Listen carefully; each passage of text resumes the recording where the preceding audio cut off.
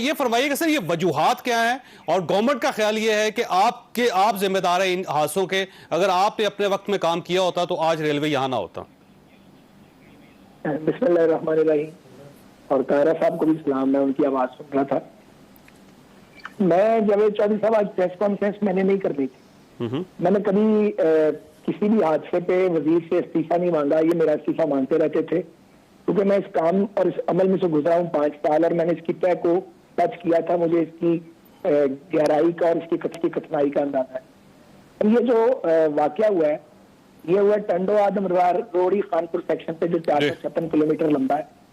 ये तकरीबन 40 साल पुराना है। 79 में ले होना शुरू हुआ, 85 तक हो गया था। लेकिन इसके ऊपर जो रेल लगी हुई है, जो इसके फास्टनिंग है, जो इसके PSC स्लीपर है, ये बड़े उम्दा है मगर ये निस्बतन कमजोर है। इसका हल है मुस्तकिल और मुसलसल मेंटेनेंस। जब इसकी मुसलसल मेंटेनेंस हुई है, हादसात कंट्रोल हो जाते हैं। आप रिकॉर्ड में जाके देख लें, हमारे दौर के 5 साल की ट्रैक मेंटेनेंस का बजट और इस दौर के 3 साल का, तो आपको जमीन आसमान का फर्क नजर आएगा। पैसे ही नहीं है। हमारा आखिरी PSP था 40 अरब, इनका लास्ट PSP था 16 साढ़े 16 अरब। तो रेलवे के खर्चे किधर से पूरे होंगे? मुझे जब ये मिली थी डिपार्टमेंट तो 32 अरब का खसारा था। मैंने वो खसारा पिछली हुकूमत पर नहीं डाला और वो खसारा जो था 32 अरब था, कमाई 18 अरब। हमने 50 अरब पे कमाई छोड़ी, खसारा 36 अरब 50 करोड़ था। अब हालत ये है कि बजाय इनकम बढ़ने के वो वहीं स्टैटिक है और खसारा इस बरस तकरीबन 60 अरब रुपया होगा। तो ये सारे मुझ पर डालने हैं।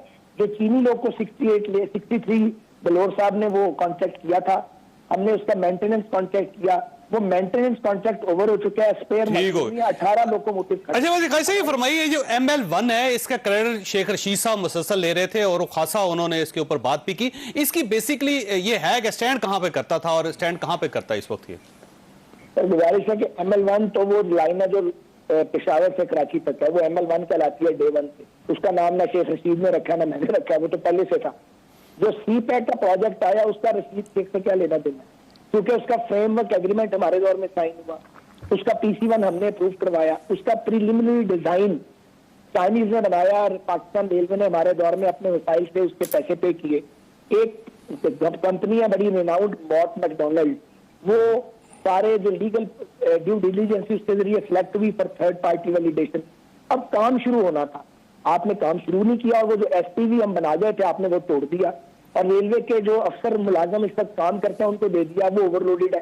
3 साल से फाइलें आगे पीछे हो रही हैं। जो अगर ये अकॉर्डिंगली प्रोग्राम चलता तो इस वक्त ML1 का फेज 1 मुकम्मल होता, जिसमें ये 456 किलोमीटर का सेक्शन भी शामिल था और मुल्तान भी शामिल था। अच्छा वैसे खाई साहब आप साथ हैं कि आमद डोगर साहब, क्योंकि ये सारी बात सुन रहे हैं, पहले जरा थोड़ा सा कंफ्यूजन था, वो इनका कंफ्यूजन क्लियर हो चुका होगा। मैं इनसे जरा एक सवाल करना चाह रहा हूँ। सर आपके सामने सारी चीजें 3 की गवर्नमेंट हो गई, ML1 पे कुछ नहीं हुआ और उसके बाद जहाँ पर रेलवे आपको मिला था उससे बहुत पीछे चला गया। तो सर नुकसान तो ज़ाहिर अल्टीमेटली आपने पहुँचाया फिर इसको। नहीं, मैं ये तो नहीं कहूँगा कि रेलवे जो हमें मिला था उससे पीछे चला गया। फिगर्स जिस तरह मर्जी फिगर्स थे, इनको वेरीफाई करने की जरूरत है, नंबर 1। नंबर 2, ML1 पे बड़ी तेजी से बड़ी पॉजिटिव वॉर फुटिंग पे पेशरफ्त हो रही है और वो प्रोजेक्ट अनकरीब थ्रू होने वाला है। और ये जो 70 किलोमीटर वो तो सारा काम पहले गवर्नमेंट कर गई ना, तो 3 साल में तो ट्रैक आ जाना चाहिए। हुकूमत का तो क्रेडिट नहीं है ना, असल तो मेहरबानी है, ट्रैक शुरू हो जाना चाहिए। चाइनीज की मेहरबानी है जिन्होंने शफकत फरमाई, उन्होंने देखा और बड़ा पोटेंशियल है इस प्रोजेक्ट में। असर तो ये 70 किलोमीटर का जो ट्रैक 40 साल पुराना था, खालिद साहब ने ठीक कहा इसकी ट्रैक मेंटेनेंस साथ के साथ होनी चाहिए थी। इसका कंक्रीट हल तो ये है कि ये ML1 फौरन शुरू हो ताकि ये जो पुराना खस्ता लाइन है इससे जान छूट जाए।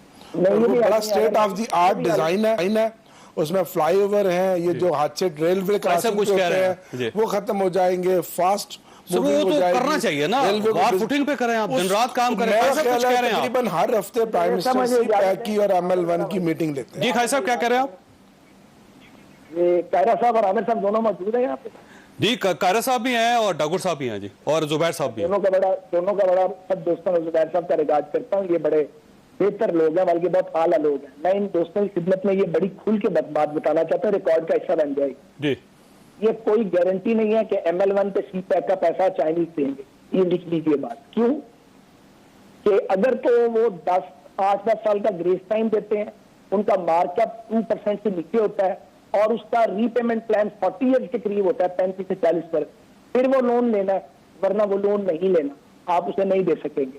इसलिए ये मैं अपने दौर में पॉलिसी बना के गया था, रेलवे के अफसर इसकी गवाही देंगे जो अब तक वहां मौजूद है।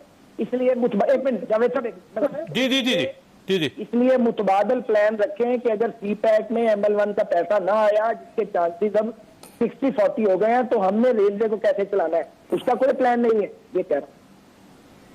ठीक है ख्वाजा साहब, मुतबादल प्लान क्या है? मुतबादल प्लान क्या है ख्वाजा साहब? ये अमर डोगर साहब कह रहे हैं, और अब रेलवे की सूरत हाल क्या है? को तरक्की कर रहा है, तनज़्ज़ुली में जा रहा है, क्या होगा अल्टीमेटली? ये दोनों सवालों के जवाब ML1 का मुतबादल दीजिएगा जी।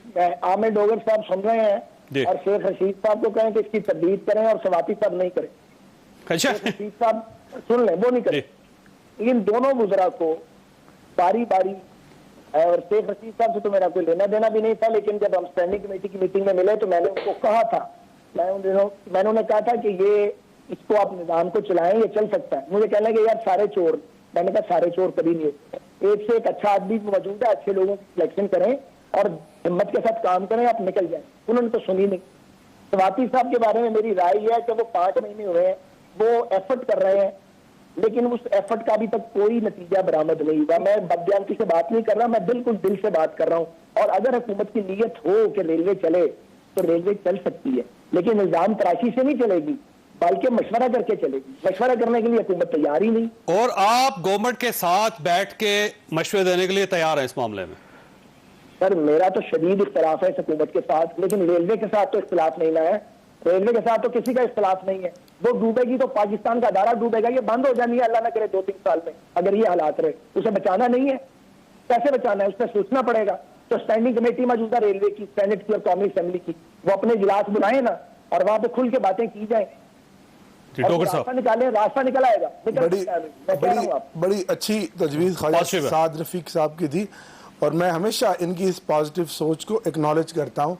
मेरा काम है, मैं इनको आजम स्वाति साहब के साथ बैठाता हूँ, क्योंकि रेलवे हम सब की है, रेलवे के साथ हम सब की बचपन की यादें जुड़ी हैं, रेलवे हमारा एहसास है, बड़ा पोटेंशियल है रेलवे की, इतनी लैंड्स हैं, रेलवे के पास इतनी लैंड है, इनको आउटसोर्स करें, इनको कमर्शियल करें, इनको डेवलपर्स को बुलाकर, बैठकर, प्राइवेट इन्वेस्टर्स को बुलाकर इसकी जो पेमेंट्स है, इसका जो खसारा है, कम किया जा सकता है और रेलवे आगे जा सकती है। रेलवे में तो पहली ऑप्शन होनी चाहिए ML1 को थ्रू होना चाहिए। अगर ML1 थ्रू ना हो तो फिर मुतबादल प्लान है। जहां तक इन्होंने बात की, आजम स्वाति साहब एफर्ट कर रहे हैं, प्राइम मिनिस्टर साहब का पूरा फोकस है रेलवे पे, जिस तरह एग्रीकल्चर पे है। इकोनॉमिक टीम की कारकर्दगी के बाद, मेहनत के बाद आज हमारी मईशत भी तेजी से, मजबूती से आगे बढ़ रही है। अब रेलवे भी हमारा टारगेट है, एग्रीकल्चर भी हमारा टारगेट है। मैं इंशाल्लाह, ख्वाजा साहब मेरे कुलीग हैं, बहुत इनका एहतराम है, मैं इनको आजम स्वाति साहब के साथ बैठाऊंगा और इनकी जो पॉजिटिव मशावरत है, इनकी जो सजेशन है, उसको जरूर उसमें शामिल करवाऊंगा। पाकिस्तान का रेलवे का सवाल से नहीं, रेलवे आगे चलेगा, रेलवे बैठकर आगे चलेगा। रेलवे को ज़ाहिर बस सिस्टम की तरह आप नहीं चला सकते। मैंने इनके मिनिस्टर साहब से कहा था असेंबली में कि जिन अफसरों ने टर्न अराउंड किया था, वो वॉलंटियर बेसिस पे अपना रोल प्ले करने के लिए एडवाइस देने को तैयार है। 5 महीने हो गए, कोई एडवाइस नहीं दी गई। ये बातें टीवी पे आके कोई नहीं करेगा, लेकिन रेलवे की मुझे तकलीफ है, मैंने जिंदगी के 5 साल उसको दिए हैं, वो वापस नहीं आने। लेकिन इनसे ये इन्हें कहें कि ये स्टैंडिंग कमेटी की सेनेट और रेलवे की ज्वाइंट मीटिंग करवाएं। डोगर साहब ये काम करवा सकते हैं, हम सारे इसमें अपनी हिस्सा डाल सकते हैं। वहां करें ना इन कैमरा सेशन और पहले देखेंगे खराबी कहाँ हो गई है। DMG का कब्जा खत्म करवाएं रेलवे के ऊपर से, रेलवे सर्विस के और रेलवे के लोगों को अहमियत दें। जो 7 अरब रुपया समा सट्टा भावलनगर सेक्शन पे लग रहा है, उसका कोई जवाब नहीं है। वो मेन लाइन 1 पे लगाएं, वरना ML2 पे लगाएं। अपनी तरजीहात यार ठीक करें, कम से कम डिसिप्लिन आए। पेंशनर हो रहे हैं, उनको पेंशन नहीं मिल गई, तो ये स्टैंडिंग कमेटी मौजूद है ना, असेंबलियों में हम मौजूद हैं, उनकी ज्वाइंट मीटिंग बुलाए ना, मैं प्रेजेंटेशन देने को तैयार हूँ।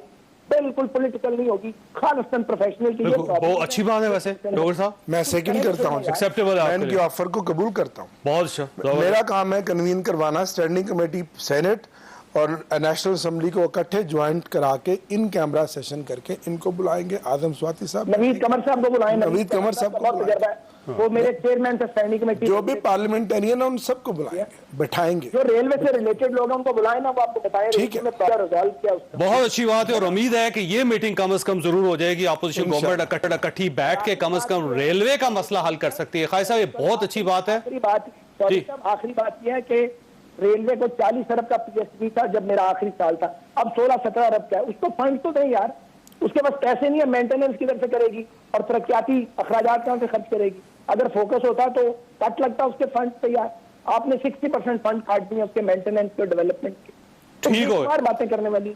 खालिद साहब, वैसे आपका बड़ा रोल पॉजिटिव है, मैं उसको अप्रिशिएट करता हूं, और आमर डोगर साहब का भी, कि कम से कम गवर्नमेंट और अपोजिशन के दरमियान जितने इख्तलाफात है, इख्तलाफात अपनी जगह पे, लेकिन जहां तक मुल्क का ताल्लुक है, इदारों का ताल्लुक है, तो उसमें गवर्नमेंट और अपोजिशन कम से कम अपना रोल अदा करने के लिए तैयार है। बहुत अच्छी बात है। खालिद साहब, आपका बहुत बहुत शुक्रिया। कायरा साहब, आपके पास एक सवाल छोड़ के जा रहा हूं कि हल क्या है, आपकी क्या तजावीज़ है, वो आप जरूर बताइए। ब्रेक और ब्रेक के बाद दोबारा